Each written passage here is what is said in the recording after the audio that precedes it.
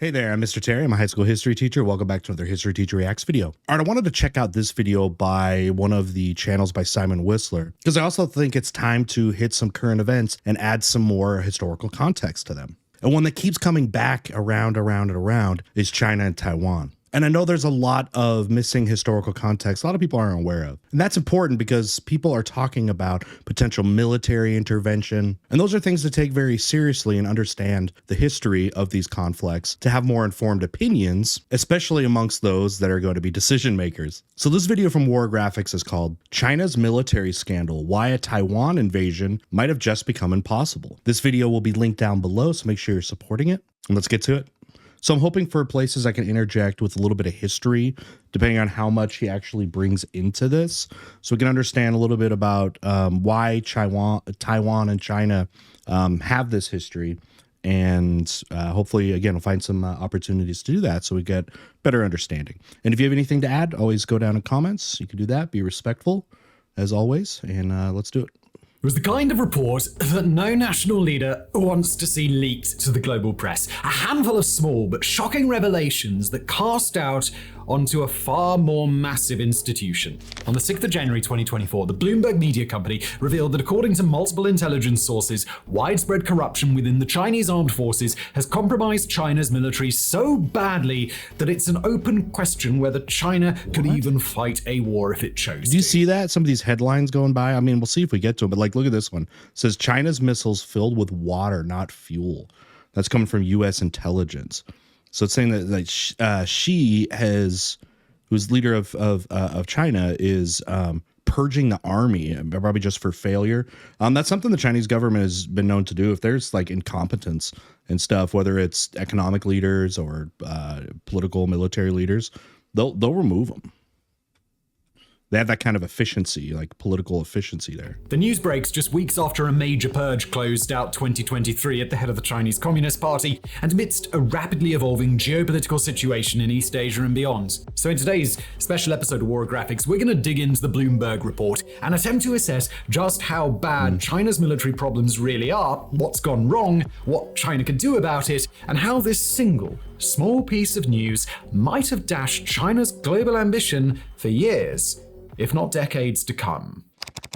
Yeah, I mean, one thing we'd have to take into account is he's talking about how like going to be leading to an invasion of Taiwan is not possible. I mean, it's hard to say to quantify any kind of statistical, I don't know, like outcome of how likely it is for an invasion of Taiwan, because that has been talked about for decades. That's not a new thing.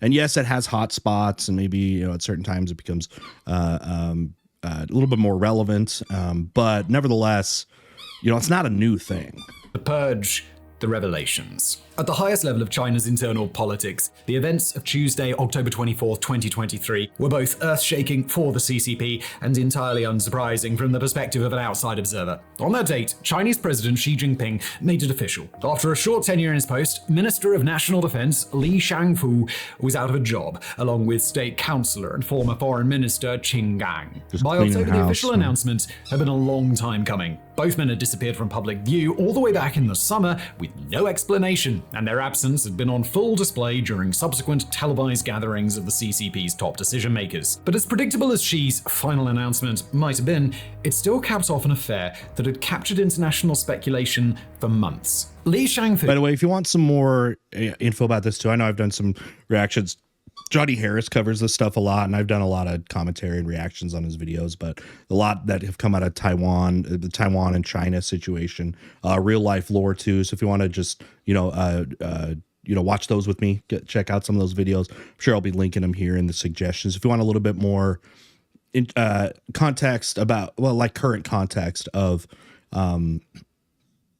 how, like, potentially dangerous this could be, but why the tensions are so tight. Who had gone from being a prominent general handpicked for the defense minister post to being out on his arse in less than 6 months. Councillor Qin had been pushed from his prior post as foreign minister and replaced all the way back in July. And they weren't the only Head of ones the military either. and The two officials who had until then foreign led the affairs, Chinese basically. military's rocket force had also been suddenly replaced, along with 2 other rocket force generals and a handful of other military leaders. You know, one thing I would say is similar in recent history between the United States and China has been how important how much they care about their image on like the global scene. It's talked about all the time. Like you hear it in US politicians, it's like we're the laughing stock of the world and we have to show this and this to the foreign foreign community. And China does that too. A lot of other countries are like, I don't care what you're doing, but United States and China are always trying to put that best face forward. And I think that's definitely like was built during the Cold War. That became a huge thing about image and stuff like that and putting your best foot forward and stuff like that.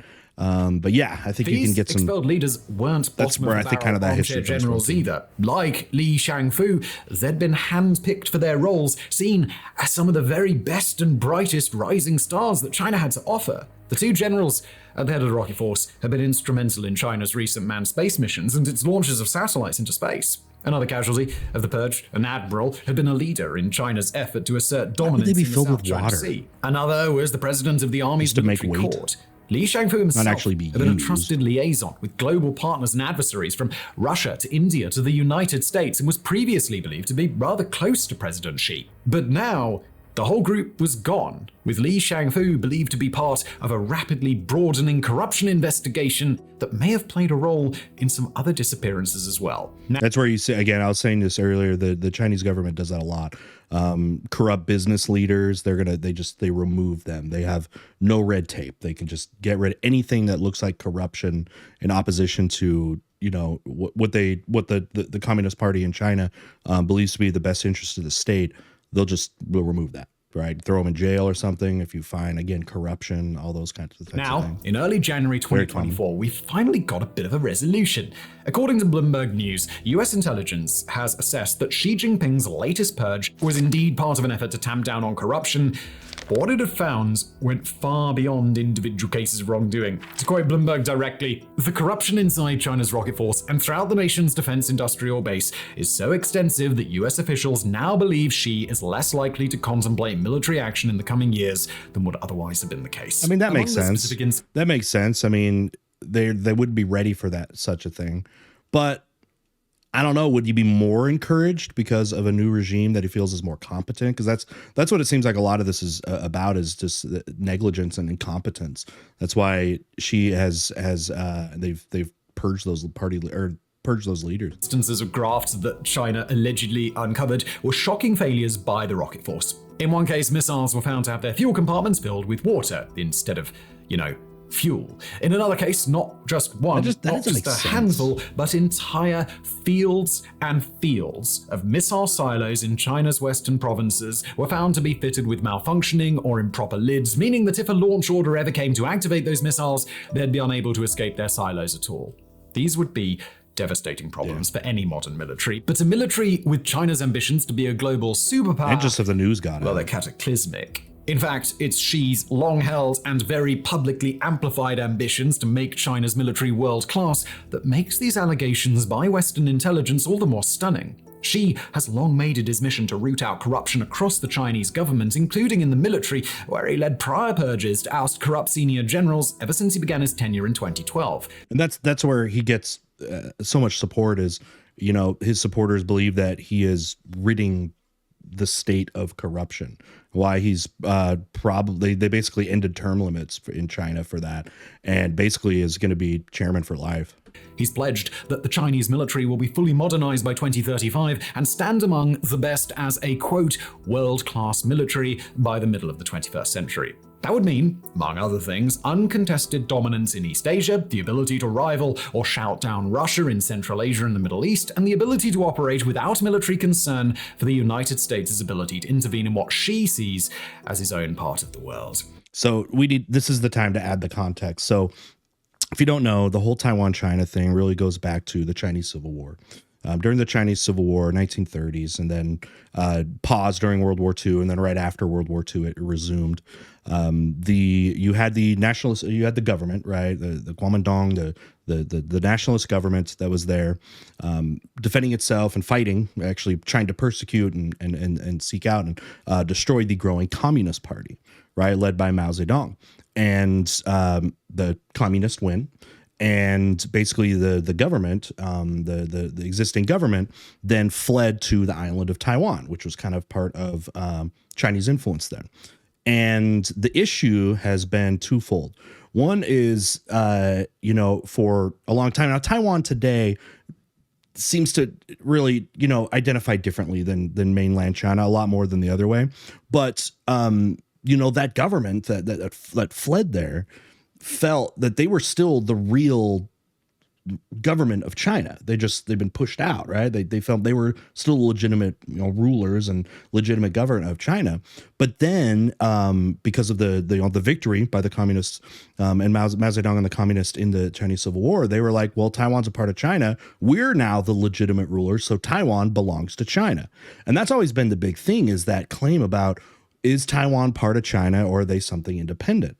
Now, because communism, right? Taiwan got the support of, and that government got the support of places like the United States, capitalist nations. So Taiwan has had that support that has led them to be able to be autonomous, right? Otherwise, if they were on their own, you probably could have seen a takeover, a long time ago. Okay. Now, with China's military presence, they're trying to compete with, not just like, Taiwan and the military they have, but all of East Asia, because you also have the Japan question is also interesting too, because of course we have leftover hatred and historical context between the Japanese and the Chinese. But remember, as part of the end of World War II, Japan is not allowed to have a military, basically. They have a fairly small defensive force, but the United States basically props up the military for Japan and has been basically, I guess you say defenders or deterrent for any kind of conflict that could happen with like North Korea or for China. So what China is building up is a resistance to the United States, which is largely the military power of East Asia as well, because of their very strict defense of Taiwan, and then their support with Japan. So that's why you have that's like the deeper context going on here. But it doesn't matter whether China has more warships than the US, whether they've got hundreds of nuclear warheads, or whether their expanding fleet of aircraft carriers could eventually rival the US, if, after a decade or more of crackdowns, China's feared missiles are still powered by tap water. And amidst the Bloomberg revelations... See, I need to learn about that, though. They didn't... I mean, nobody thought that would be actual fuel. Is it... I need to know about that, because that just seems weird. Water with them, and then they took that seriously, that some military strategist or whoever was responsible for stuff, like water in there, like that seems so weird to me. Like there's something up, right? This have suggested that similar acts of official graft within the military have been commonplace for years. According to an article published by Radio Free Asia, one former lieutenant colonel of the Chinese Navy described instances in which Air Force personnel had taken chunks of solid missile fuel and burned the stuff in order to cook traditional Chinese hot pot food. Said the former official Yao Cheng to Radio Free Asia Mandarin, "When I was in the military, starting to answer we would drain why fuel from did they aircraft do fuel this? tanks for cooking, which burns green and has no smell at all. We would eat hot pot. We would take out the solid fuel in the missiles piece by piece because there were insufficient supplies." Notably, Yao Cheng and water himself replacing fled it the to United States in 2016 hide with his it, that it's testimony, been missing, thus right? indicating that acts like this have been commonplace for quite some time. The idea that China's military could be corrupt, certainly not a new one. For years, Any Western military analysts have raised could be suspicions corrupt. that the country's military officers have little incentive not to exploit the system, where oversight has been limited and rule enforcement has been toothless at best, when an officer believes their own higher-ups will protect them from repercussions. But again, we've got to emphasize that the corruption referenced by Bloomberg goes well beyond what most experts assume China's military deals with on a daily basis. There's a massive difference between officials choosing to Bloomberg skim off the sources? top of their budgets and officials taking actions that fundamentally disrupt China's ability to use its military capabilities in the first place. One, it's an inconvenience. The other, is catastrophic. Okay. The fallout. Yeah, let's get to the... All right, so Xi Jinping has a problem. But what happens now? On the one hand, the United States and other Western nations have kept a close eye on Xi standing within the CCP as his purges continue. And for the most part, the verdict seems to be that he will not personally suffer as a result. If anything, the purges have only cemented Xi's hold on the government, indicating implicitly that both he and the rest of the CCP believe he has a firm enough command on the party that these sorts of actions won't set off any sort of retaliation against him. I'm not sure if historically, do you think we've seen a consolidation of power more than what Xi has since Mao? Like, did Deng have this kind of, I don't think he had this kind of, he had plenty of issues within his, but like, as far as consolidating power, like, for sure, she's going to be, probably up there with Mao with that, right? Not only that, but the willingness of other Chinese officials to stand by and allow these corruption investigations to take place suggests widespread support of Xi's focus on enhancing China's military capabilities in the long run. On the other hand, though, these revelations are a critical blow to China's military readiness overall. The examples shared by Bloomberg are unlikely to be the only instances of this sort of corruption across the entire Chinese military, or even the only ones that Xi and the CCP have now learned about. What other problems might have been uncovered, we can't speculate, but whatever they are, they will and should lead to China significantly lowering its confidence in its own military readiness. In particular, confidence in the rocket force is most likely down the drain in what constitutes a major personal defeat for Xi himself. Until when, though? Like, the video is saying it became impossible, but they're going to get back on their feet. Like, they cleaned house. It's not like that's going to be the permanent state. If they clean the house, it's because they know that they could do better. You know what I mean? The rocket force has been it's just a matter of when. When will they be ready? The Chinese military, and has received substantial investment of both time and resources from the rest of the Chinese military to ensure that it's on the cutting edge. The rocket force is also critical for one other reason. It's this branch of the Chinese military that would almost certainly be pivotal in any Chinese attack on Taiwan. The rocket force manages the world's largest land-based missile arsenal, including hypersonic missiles, glide vehicles, ICBMs, and extremely accurate cruise and ballistic missiles that would eventually be expected to devastate Taiwan in advance of a naval invasion. Taiwan relies on its ability to leverage serious firepower in a quick make-or-break, all-out defense against a potential Chinese attack. And if the rocket force turns out to be incapable of crippling that Taiwanese defensive capability before the combat begins, then the chances of a successful Taiwanese defense increase exponentially. The CCP... I still think some of this comes down with the Chinese perspective of, and again, I'm not a current geopolitical analysis. Most everything when I look at this stuff, I think about history and what history has shown us, right? And hopefully that's valuable to hear that in conjunction with people that are really into current geopolitics. But historically, it seems that for China's perspective of the Taiwan situation, it's a risk versus reward thing, where the risk of getting involved in a military entanglement, especially with the United States, so vehemently supportive of Taiwan and that government that went there beforehand. They supported Chiang Kai-shek and the original government there. But the risk versus reward, are you going to get out of controlling Taiwan? What the risk could be involved there, which you're talking about two massive superpowers. The United States probably is not going to back down from that. That doesn't seem historically the case. Right, United States has stood up with Taiwan, regardless of political parties and which type of Congress is behind it. It's one of those bipartisan, things largely here. So the risk versus reward has always, I think, been a deterrent for China, and that's what history has shown us. But something is going to need to change to upset that balance of risk versus reward. You would think, even if China brings its military back into wherever they think it should be, what else could change that would make that risk worth the reward? He is, by now, well aware of just how devastating this sort of failure would be. They need only to look at their neighbor Russia, where the extent of its large-scale military corruption was revealed only after the Russian military proved vastly less capable than expected in its initial invasion of Ukraine. With a rocket force thoroughly compromised, China would have little hope of avoiding the same fate, meaning that any decision to invade Taiwan would now result in a far bloodier and more protracted invasion than China would have previously expected. What do you think of the comparisons, though, with Russia and the Ukraine? There's obviously historical context there. Ukraine has been under the rule of the Russian Empire and through basically puppets to the Soviet Union and stuff like that. Do you think there are great comparisons of what that conflict could look like? Because the difference being is, a big one is United States has their own stuff there to defend Taiwan rather than being like a third-party supplier, which is largely what's happening in Ukraine. Hard to compare those two. You'd probably see a lot more U.S. direct, and you would see a lot more U.S. direct involvement than you're seeing with Ukraine.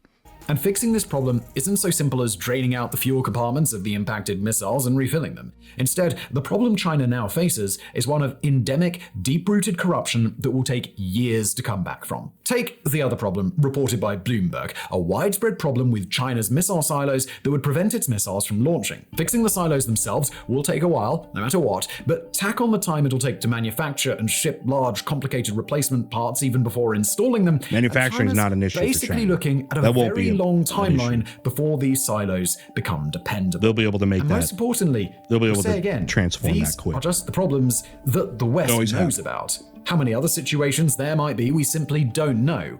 But Xi certainly does.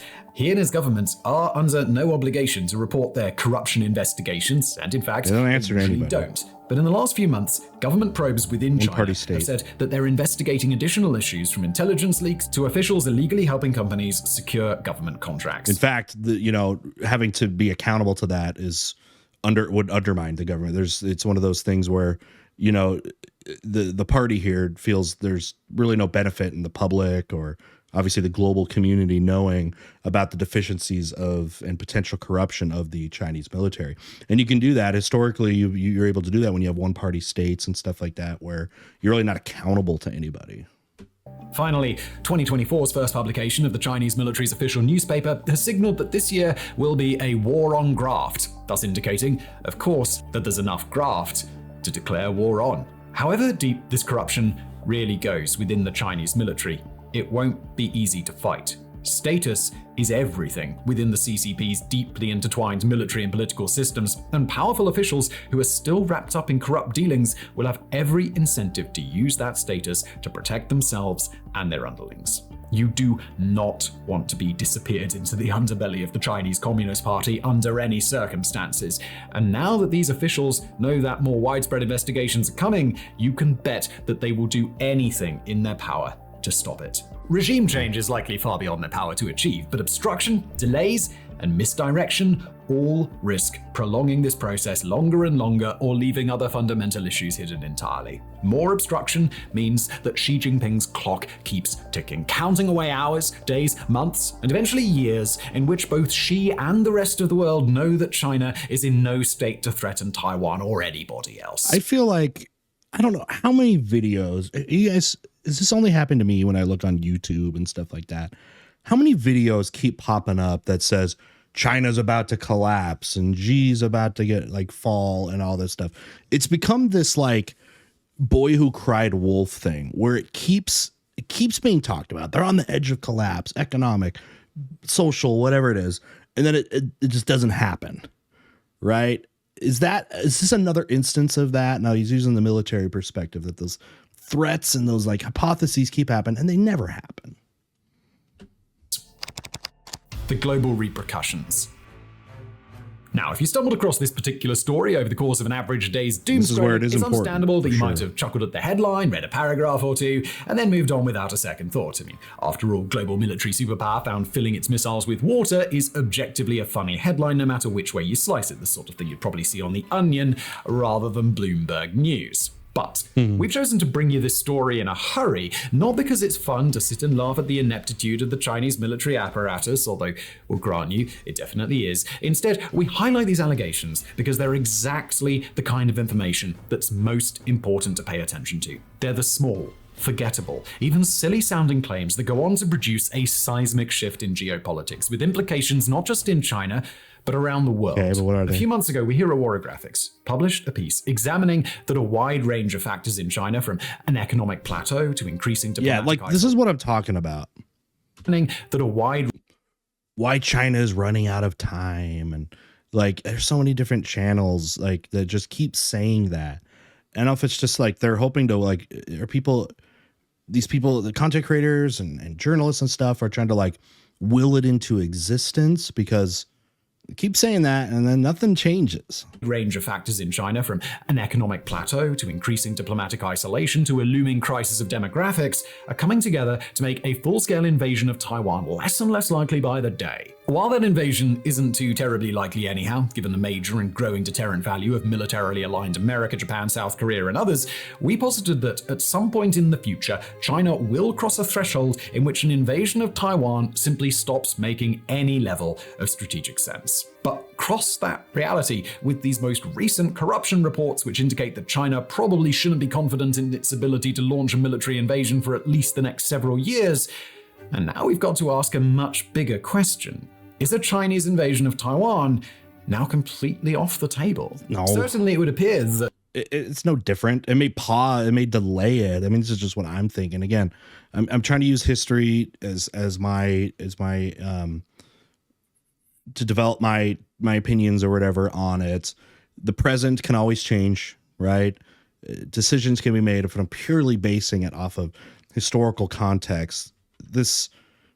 I feel like what's happened here with moving some of these leaders is a speed bump. I can't believe it's eventually gonna tilt that in any way, like to be more likely to have an invasion, or in this case less likely. It's still gonna be threat. I can't believe they're just gonna back down any type of thought on this. But now China has certainly every reason not to rush towards an invasion. True. The CCP is believed to have spent the last nearly 2 years watching Russia's invasion of Ukraine very closely, analyzing all the reasons why Russia's offensive fell apart. And now it would take a certain level of delusion to avoid drawing parallels between Russia and China's own stunning corruption issues. It does almost seem like, what do you think would have a bigger impact to the thought process of an invasion of Taiwan? Would it be the internal workings between the party in China and the military of whatever corruption, incompetence, whatever it has, or seeing an example but with like Russia and Ukraine? Like, which one do you think would have more of an influence over decision to invade or to not invade? I got to think about that a little bit, but kind of corruption in a national because militaries. the conflicts they're not apples to apples. They would be different. And again, big thing is, United States, right, being involved. Taiwan is much smaller. It requires an amphibious invasion. If there's actually an invasion, I mean, you've got the airstrikes and all that stuff, but Taiwan is very, very well protected in the air. Is not unusual around the globe, but there is a massive difference between a military that exists mostly to help a third world dictator in a dick measuring contest and one that intends to overwhelm a regional military powerhouse like Taiwan in a shock and awe lightning offensive. That latter option just isn't going to happen. And with both Xi and the entire CCP known to be far more cautious about military action than Vladimir Putin's Russia has ever been, and it's very unlikely that China is going to try and launch an invasion before fixing its myriad issues. But if that invasion can't happen, then the CCP is immediately in a position where it's got to do some major rethinking of its long-term plans. That's there true. are a variety of elements of China's How global long ambition. will they put up this gaze upon Taiwan and stuff? Will that ever go away? I don't know. We're multiple generations away from the Chinese Civil War and and the outcome of that. But it's like Taiwan, it seems like has moved on, right? And no longer like trying to make something like we're the rulers of China and stuff like that. And we should be like, they've kind of moved on into their now multiple generations of, okay, we need to be like, their big thing is they want to be seen as an autonomous nation, right? China does not observe them. And because of that, they don't get a standing in things like the UN. And that's what, Taiwan wants. They've like moved on, I guess you would say. How long is China going to be holding on to this history even though we're multiple generations away from that split. That, by current thinking, cannot happen unless they're preceded by a successful Taiwan invasion, up to and including the ability to assert dominance in the South China Sea. So too does China's implicit threat of large-scale violence against its maritime neighbor become a whole lot less believable. After all, even if some of China's missiles are locked, loaded, and ready to go, the broader issues in the military are such that China can't risk any sort of escalation that could put it on a path to a major war. Again, China has been a militarily cautious nation for decades, in a way that is fundamental to its political institutions and its military proper. Without that threat of escalation, without a credible claim that a Taiwan invasion is on its way, Beijing is at serious risk of losing a large portion of its foreign policy toolkit. For example, it gets a lot harder to get the United States to spend increasingly ridiculous sums on its own defense apparatus to deter China if China stops looking like an adversary who needs to be deterred. It gets a lot harder to look menacing in front of Japan or South Korea if the missiles, airplanes, and ships that are supposed to devastate those nations in times of war instead don't seem to be functioning. And that's the big deterrent, is the United States basically provides the military for, again, Japan. I didn't really talk about South Korea, but South Korea very much basically got propped up and didn't get taken over in the Korean War in the 1950s because the United States helped supplant that. So they've preserved multiple East Asian nations here, and China understands that. China understands that with the United States, there, it is a deterrent to this.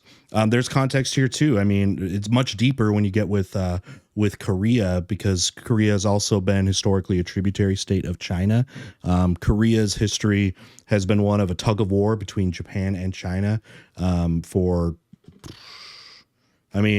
Japan getting involved in the they invaded, around the turn of the century, invaded and took that over, and then it used to be, before that, it was part of China, and back and forth. So there's historical context there as well. To devastate those nations, a little bit less relevant to this, what's going on here, but to be functioning. And with that, it still adds to the United States investment and how deeply invested the United States is militarily to these East Asian allies of Korea and Japan and Taiwan. China's adversaries in East Asia and across the global West now have an opportunity to either take some breathing room on defense or otherwise shore up global pacts, alliances, and military capabilities in a way that sees China hemmed in for good. And indeed, that latter option may be precisely what's happening now. The United States, Japan, South Korea, Taiwan, Vietnam, the Philippines, Indonesia, and Australia have all been presenting an increasingly unified front in the last few months, broadening their patchwork of defense treaties and collaborative military relationships. Right. South Korea has firmed up its ties with both NATO and non-NATO nations as a growing global arms supplier, while both South Korea and Japan have increasingly enmeshed themselves into the Five Eyes intelligence network between Australia, the US, the UK, Canada, and New Zealand. It does seem like this coalition being created, I guess you would say, strength in numbers against a potential threat of China is similar to what we are also seeing and we've been seeing in Europe too, Eastern Europe, with countries specifically against Russia, countries that were trying to stay more neutral, but because of a fear of Russian interference, you got, again, Eastern European states trying to join, NATO. Okay, you got like Finland and Sweden, and then Ukraine coming in this, like all these countries that are trying to, again, get more support. And it does kind of seem like that's now being done in East Asia as well. Meanwhile, China has been alienated from many of its global partners around the world as its policy of debt-trap diplomacy continues to lose steam, and Russia remains persistent in attempting to chart its own independent course. Putting aside China's short-term expansion in the South China Sea, the broader momentum in the region appears to be a slow, steady shift toward the global West. At exactly the wrong time for the news to come out that China's prodigious military power isn't in any state to pose a threat. Now, as we conclude today's special episode, we've got to stress that no matter how inconsequential this scandal might initially seem, its repercussions are going to have a long-lasting impact on China's global aspirations and its relationship with the rest of the world. This is where I want to hear, I think, a stronger argument, because I don't think I've bought into, from what I've heard thus far, about how consequential this actually is going to be. I don't know. heard that enough, because I've heard these things for years with China that, you know, they're right on the edge of some kind of massive change, and it doesn't happen.